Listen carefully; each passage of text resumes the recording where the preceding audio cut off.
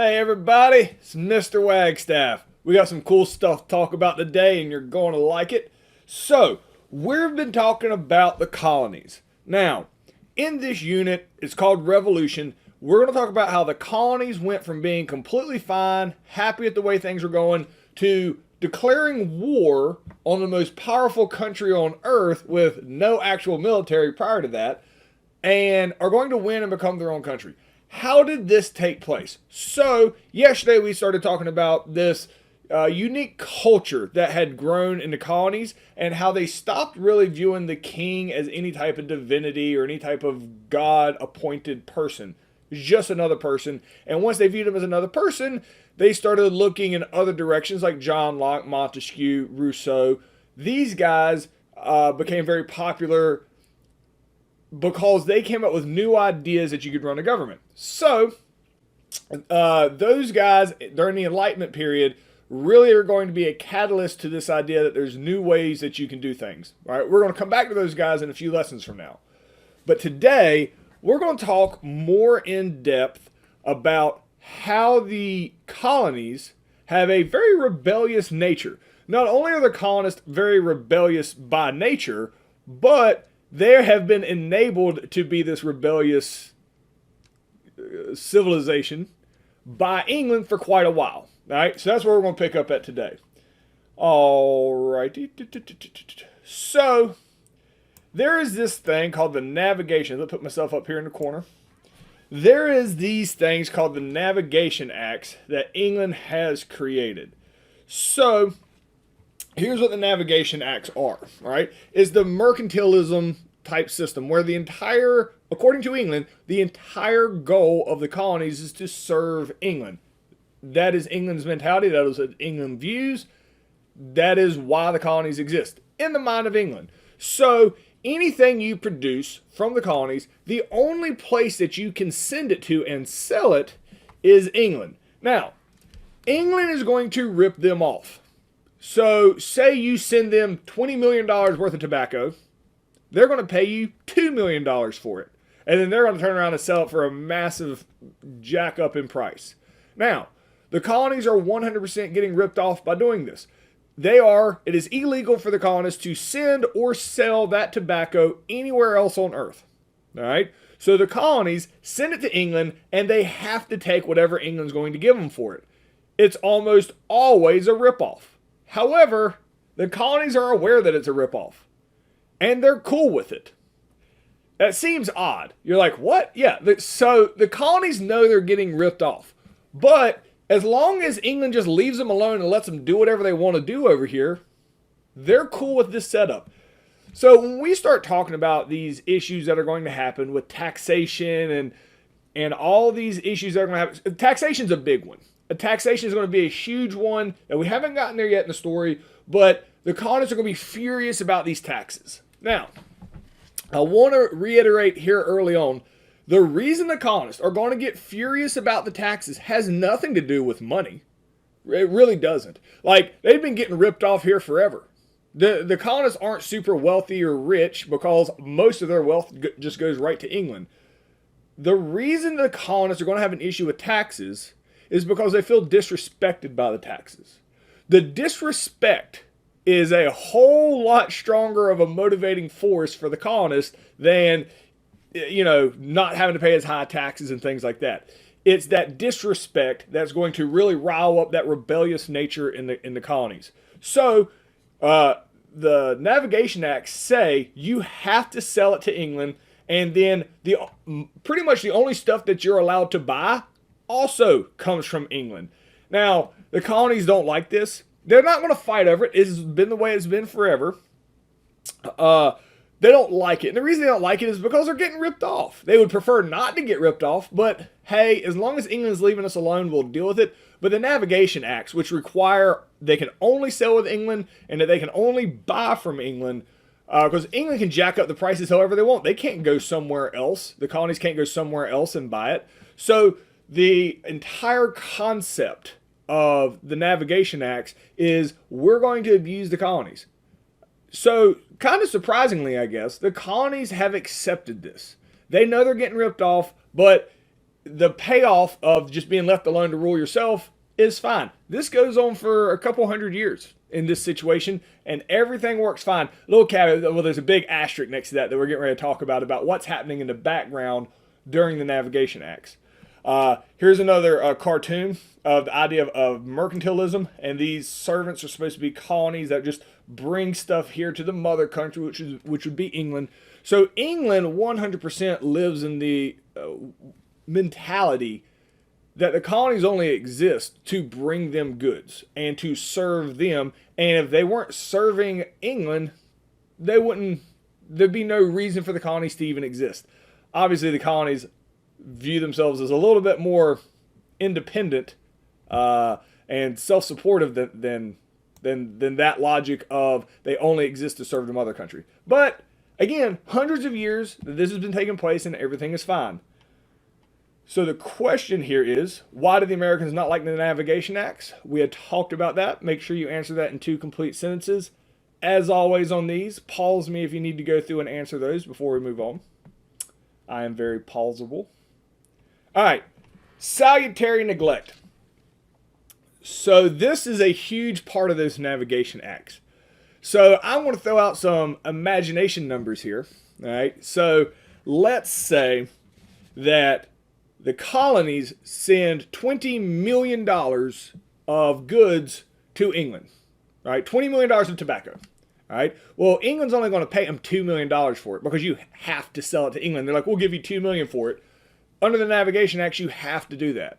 Well, the colonies, they'll take an extra $1 million worth of stuff and sell it illegally. They'll sell it other places around the world. So they make $2 million from England and $1 million from all the illegal stuff that they're selling around the world. Now, that extra $1 million should go to England, and they should give England, $21 million worth of stuff, and they'd get what? $2,100,000 out of it. So they're smuggling. So the colonies break the rules here, and they are going to smuggle a small percentage. It never gets big because everybody's on the same page of what's happening here, and we'll talk about it. It's always a small percentage that they will turn around. It's about 5% here, all right?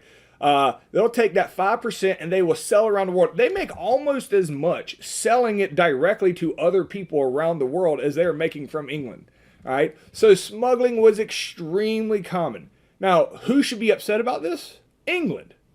And this is where it gets interesting. So England sees this happens. Like, the colonies almost directly stare England in the eye, have their stuff, and then just sell it to somebody else and stare them down. Like, what you gonna do about it? I mean, they don't even try to hide it, all right? So England should get worked up over it. Like, oh, you can't do that. You gotta sell it. You can't give 5% to other people. So they're basically losing $1 million by having this happen. We'll say every year, all right? And then you lose $1 million every year. Once again, completely made up numbers. They lose $1 million every year for this. So probably the King George is the king that we'll be talking about in this unit. King George is probably like, all right, let's stop that. So he goes over to his Navy, and the Navy would be the one that would go over and shut this down. He's like, all right, Navy, how much would it, I want you to stop them from smuggling. How much is that going to cost?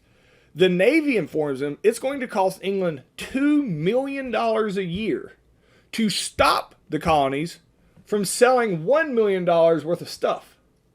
So if they stop them from selling, it actually causes England to lose money by enforcing this law. So England is like, okay. So you know what England does? They just straight up ignore it. This is a little cartoon. It's supposed to be King George. And I've stretched it out. He's not a big chubby guy at all, but this picture makes him look like that. This is a concept that's going to be called salutary neglect, where like they're choosing to ignore that the colonies are breaking the law. This is King George saying, meh, do whatever you want. So not only are the colonies clearly breaking the law here, 100% they're breaking the law. England sees them breaking the law. The colonies see England, see them breaking the law, and England doesn't do anything about it. So the colonies are like, huh. So the colonies can do math too. They know if they start trying to smuggle 50% of their goods, it's going to be they're going to lock them down. But For 5%, they're not going to. So for hundreds of years, the colonies have blatantly just broken the rules of the most advanced or the most powerful nation on earth. And the most powerful nation on earth doesn't even say anything. Because even though they see it happening, they don't actually call the colonies out on it. Because once the colonies acknowledge it's happening, then they actually have to go do something about it. So they just kind of ignore it. So here, the tobacco, lumber, grain, and all that. So this right here is the navigation axe. Whereas the blue lines here are the triangular trade. Well, I guess they don't go color-coded here, but you got triangular trade here, and then this is the middle passage that we had talked about previously.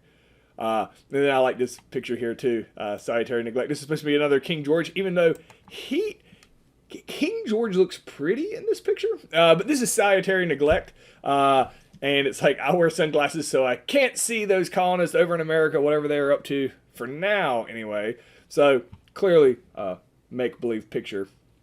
This is not an actual quote by King George, but the idea of salutary neglect is England is choosing to not enforce rules. They're choosing to neglect the colonists because it would cost them more money to enforce these rules than what they're actually losing from these smuggling episodes with the 5% they're selling. So what is salutary neglect? And why doesn't England enforce the laws that the colonists blatantly don't follow? We've talked about that here quite a bit. So pause me, get 2 sentences on that, and then we're going to move on. All right. History of... Oh, nope, don't want to do that. History of rebellion. The colonies ain't afraid of fighting. Again, the colonies are a very prideful people. Very rebellious. They will fight if they think they have been wronged. All right, so this is not necessarily like it is in England. You also have to understand who's the colony made up of. All right, criminals in Georgia, Pilgrims and Puritans, people who gave up their entire life to move over here when there was nothing here and a good chance of dying to live your way of life. You have people from Jamestown, the middle colonies. The people that come over here are fighters. And they're survivors because about half the people died when they originally came over. So the only people that made it were the survivors, the fighters. Very rebellious, I guess. I don't want to say they're an aggressive culture, but the colonies aren't cool with being disrespected at all. So they're willing to fight. Bacon's Rebellion shows how the indentured servants will fight. In South Carolina, they started having some outlaws that would terrorize local farms and everything, and basically terrorism. They would come and be like, give me all your stuff, or like raiders that you would see in movies and whatever. So what did South Carolina do that doesn't have a police force? All the farmers got together and they went and hunted them down and executed them. They ain't playing. The colonists are not going to be pushovers, all right? The colonists were experienced at being rebels. So as things start getting weird, England gets really surprised when England bows up to the colonists and the colonists don't back down. But that's not the colonist mentality. They're going to live their life the way they think it should be lived, and they're willing to sacrifice themselves for their belief systems. There is a term that comes out called "Don't Tread on Me."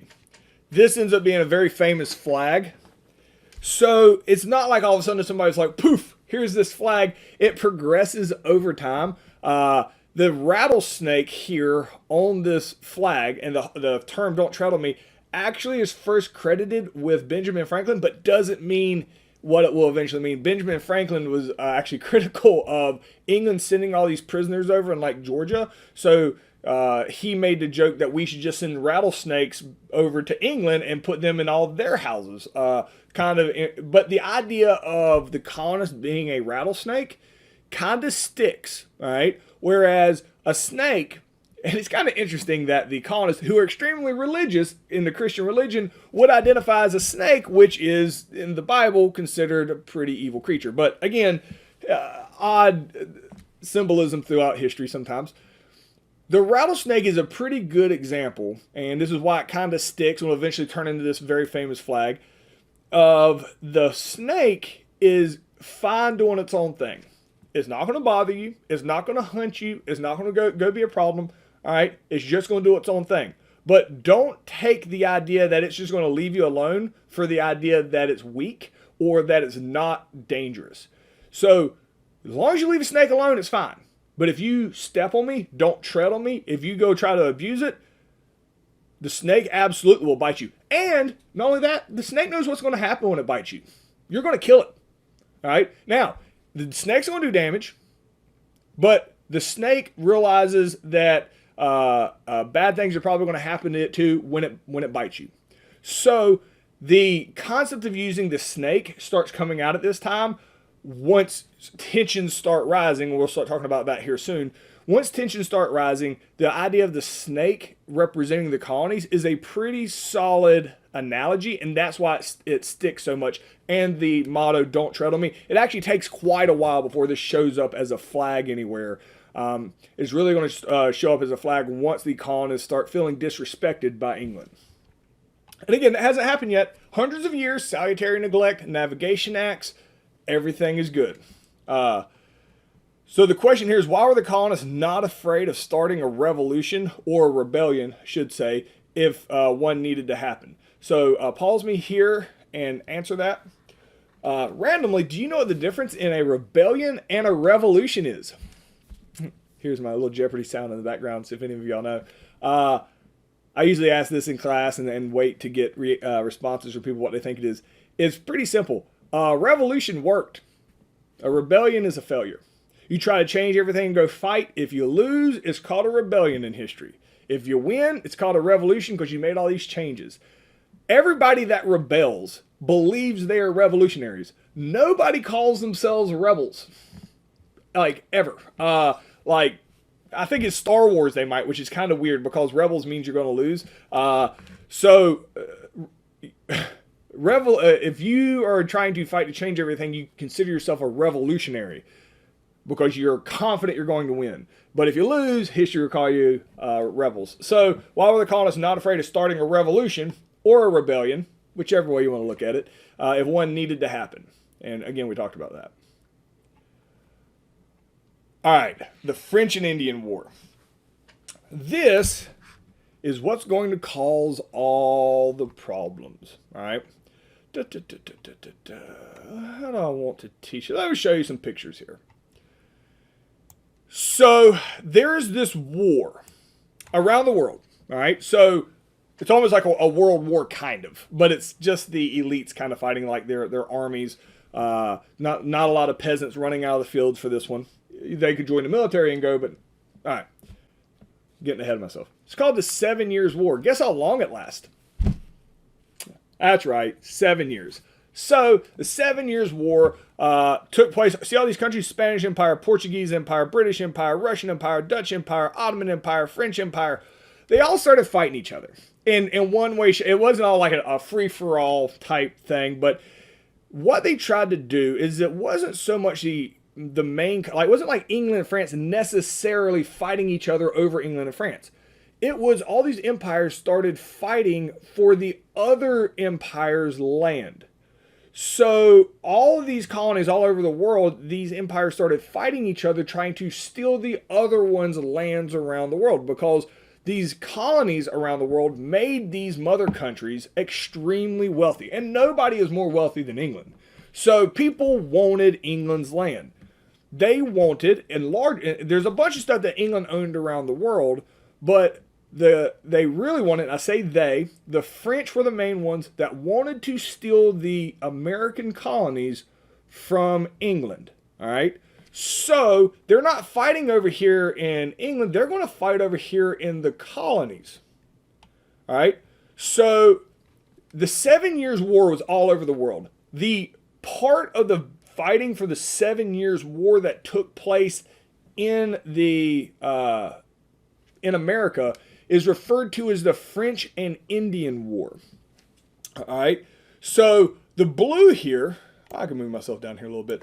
The blue here is all the stuff that France owns. All right. The salmon color here, whatever you want to call that, That color there is what's owned by England. That's the English colonies. All right. And then you have Spain down here. And this gets confusing up here, so we don't need to go into that. But so France owns a bunch of this land. They don't have that many people there. It's relatively wide open. So what's going to happen here, all right, is the French are going to come in and they are going to want to invade and take over the colonies. They do not want to kill any colonists at all. That's not what the French want to do. So keep in mind the colonists have been getting ripped off by England for hundreds of years. It really doesn't matter to the colonists who wins this war. If England wins this war, hooray, we just keep shipping our tobacco over to England and getting ripped off. If the French win, hooray, we ship our tobacco to France to get ripped off. Who cares as long as they leave us alone? So not only do the colonies not really care, right, who wins this, not only do they not care who wins, sometimes I just completely lose my train of thought. Yeah, sorry. Let's try this again. Not only do the colonies not care who wins, they're not fighting in it. They don't have anything to do with it. And the French aren't trying to come over and kill the colonists, and obviously the British aren't going to try to kill the colonists. So who is actually fighting in this war? Here's who is fighting. All right. British soldiers, the redcoats, all right, versus put myself here. The French, and this is a French outfit, I guess. That seems okay. That's a French outfit. And the American Indians. Now, so the French and the Indians are not fighting against each other, right? It's called the French and Indian War because the French and the Indians team up together, all right? There's not a bunch of French soldiers over here, but there's a bunch of Native Americans who are unhappy already with the fact that they've been basically forced off their lands over the last 150 years in these new colonies. France promises these Native Americans, if you help us, the French, defeat these British, we will give you back all your lands that had been taken from you. This is a bold-faced lie because France wants to keep all these lands that England has, so even had they won, spoiler alert, they're not, even if the French and the Indians had teamed up and won, the Indians would not have gotten their land back. There's no way France would have been true to their promise. But, so it's a big old war that takes place, and these are the British forces, and you got these different French forts that are out here. A lot of fighting takes place. The colonists are out here like just working in their field, and they look up and there's like some Indian and French guys in a firefight with some British soldiers out here in the woods, like just murdering each other. And the colonists are like, huh, that seems weird. Well, keep on working in my field, because it didn't affect them at all. Like they weren't there to kill the colonists because the colonists are the moneymakers. So this whole massive war around the entire world takes place for 7 years, called the 7 Years' War. And France is going to lose. Shocker, France is in a war. And they lose. Like they do every war they ever fight. But, so, France loses and they have to go back home. And England has won. And England, it's cost a ton of money for England to fight all this. And so England's like high-fiving themselves. Like, good job, self. And then, things are going to start getting weird in the colonies. All right? So the question here is, who was fighting in the French and Indian War? What was the outcome of the French and Indian War? So explain that, what we just got done talking about. Make sure you answer those in complete sentences.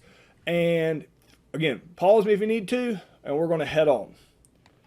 So the war's over. French and Indian War is over. Who cares?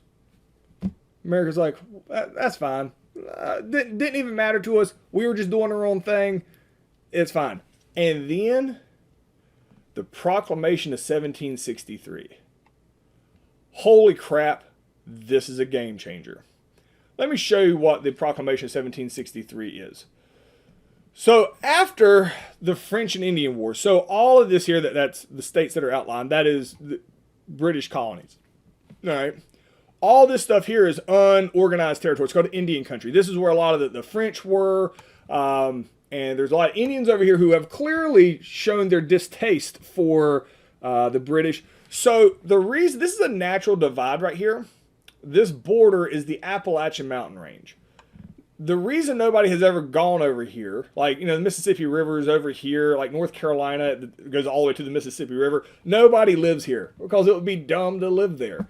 We'll talk about New Orleans being the mouth of the Mississippi River, and that's a whole nother story. But the reason nobody lives out here is you can't get supplies out here because you can't go across the Appalachian Mountains. It's extremely difficult. So for hundreds of years, if you wanted to live out here, you could. Nobody cared because that would be dumb. Why would you want to go out there, live out there with hostile natives and you can't get your supplies in? It's just, nobody wanted to do it. Then England, after the French and Indian War, they're going to do a couple things that are really going to start animosity. And the first one, and this blows the mind of England, they pass a law. It's called the Proclamation of 1763. England says, all right, guys, since we just got done fighting this war and we know there's a bunch of people out here that want to kill colonists and whatever because the Indians are still squirrely, there's a new rule. You can't go past this line. All right, you can't, we're just not going to allow you to go across the Appalachian Mountains. And then England puts soldiers along this border to make sure colonists don't go over here. Because if the colonists go over there and they start a war, then England has to come out, fight this war. So they're just like, all right, y'all just can't go. Y'all can do whatever you want, just can't go over here. The colonists lose their minds over this. And this shocks England. They're like, why are y'all upset over this? And the colonists are like, you couldn't tell me what to do. In class, I always use this as an analogy. I have a random bookshelf over in the corner of my room that my students have never looked at the whole time they've been in my class. All right. If I told them one day, you cannot go over to that bookshelf. I don't care what, you can do whatever you want in this class. Can't touch that bookshelf. That bookshelf is special. Guess what everybody just instinctually wants to do? Wants to go touch the bookshelf. Right here on the computer, if I said, hey, I don't care what y'all do, you cannot hit F11 on your keyboard. Can't do it. Not allowed to. You cannot do it. The moment I say you can't touch F11, your mind's like, I'm touching it. All right? Because that's human nature. If you have a rebellious personality, being told you can't do something just makes you want to do it. All of a sudden, 150 plus years of salutary neglect of England making rules but not really enforcing them, all of a sudden they make a rule, all right, with the Proclamation of 1760. They're just proclaiming you can't go across the Appalachian Mountains. They're making a rule and they're going to enforce it.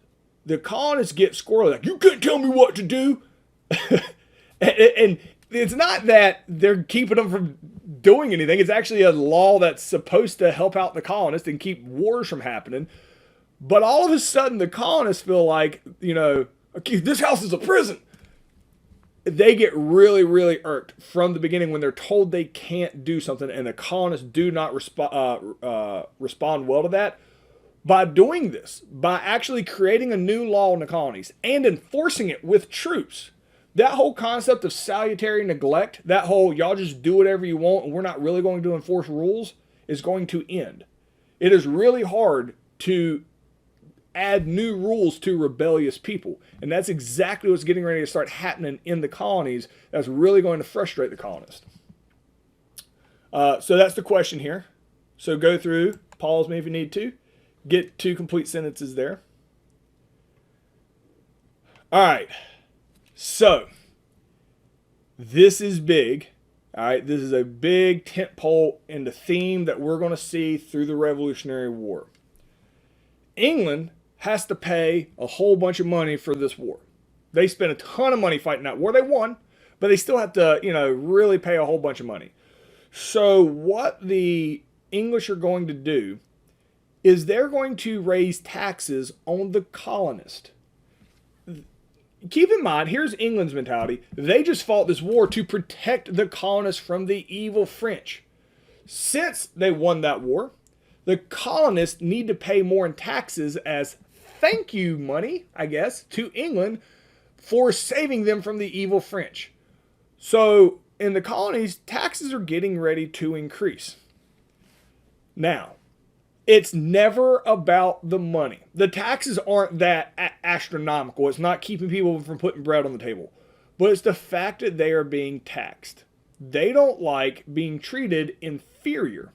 So in England, if you're an English citizen and you live in England, you have representatives that represent you in Parliament, which is their government. And you can be like, if they try to tax you, be like, you're not going to tax me. However, in the colonies, there's nobody in England that represents the colonies. So the crown, King George, can just be like, tax them. And you can't do anything about it. So what is happening, remember with the Great Awakening, where everybody got more religious and everybody is equal? There's clearly an unequal thing happening here. If you're an English citizen that lives in England, you have representation. If you're an English citizen that lives in the colonies, you don't have representation. So these taxes, in the eyes of the colonists, are unfair because we didn't have a chance to call bullcrap on them. So immediately these taxes start being implemented here in the colonies that the colonies have no say-so over. And they get super angry, and there's a rallying cry that's going to take on, is one of the most famous rallying cries in American history. It's probably the most famous rallying cry in American history, is no taxation without representation. Now, we're going to talk about over the next few lessons these tons of taxes that come out and what they do. None of the taxes themselves are brutal. All right, they're not super extreme taxes, but it's the idea that you're being taxed is disrespectful because the people in England aren't paying these taxes. Now, which is, to clarify this further, people that live in England actually pay more taxes than the people in the colonies, but they're different taxes. So the colonies are just furious about this disrespect, that they're being forced to pay taxes for something they didn't even ask for, defense against the French. Oh no, because again, there's no, after hundreds of years of being on your own, the colonists are, yeah, they're English citizens. They don't feel this innate connection with the mother country the same way we would with America or with the people that lived in England at the time would with England. So it didn't matter who took you over. Nobody's traveling 4,000 miles to enforce everything, or so they thought. Now that England has come over here and is enforcing the proclamation of 1763, which just says you can't go across the Appalachian Mountains, or you can't tell me what to do, is the response that the colonists give. Now you're going to start getting taxed without any say-so.